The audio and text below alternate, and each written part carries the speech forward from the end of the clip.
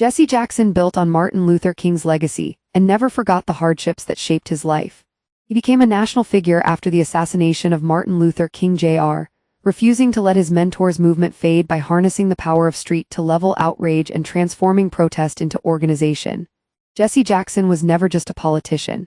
He was a presence. News of his passing traveled not through headlines, but through memories. The echo of a rally, the rhythm of sermons, the impassioned plea for racial equality.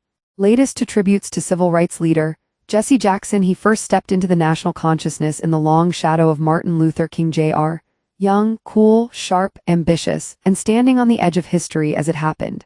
King's assassination in 1968 did more than fracture a movement. It created a leadership vacuum. Jackson did not replace him no one could but he refused to let the movement fade. In the years that followed, he transformed protest into organization. Operation Push was much more than a slogan.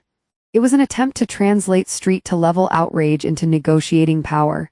He understood the leverage required to change what had shaped his childhood. Journey from stand-to-out student born in Greenville, North Carolina, the son of a single teenage mother, he grew up in a deeply segregated Southern community. But he was a stand-to-out student, the class president and a quarterback in the high school football team. Jesse Jackson's life in pictures that won him a scholarship to the University of Illinois, from where he later transferred to North Carolina State University. It was there, in a historically black college, that he became involved in the civil rights movement. Jackson rose to prominence as an aide to Martin Luther King Jr. and witnessed his assassination at close quarters. He inherited the mantle to some extent, becoming a visible advocate for racial equality. His National Rainbow Coalition became a voice for the voiceless to Black Americans, women, the LGBT community, Native Americans, and Hispanics.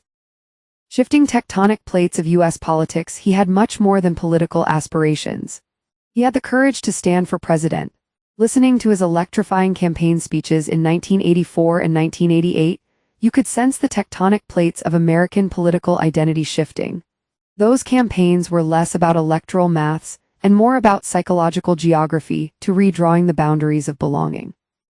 It unquestionably paved the way to the eventual election of Barack Obama as president and Kamala Harris as vice president.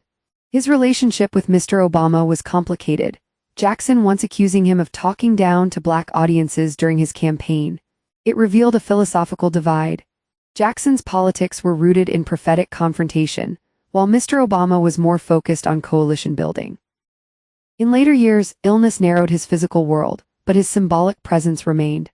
A living archive of the struggle to one of the last towering figures whose political instincts were forged in the marches and jail cells of the 1960s.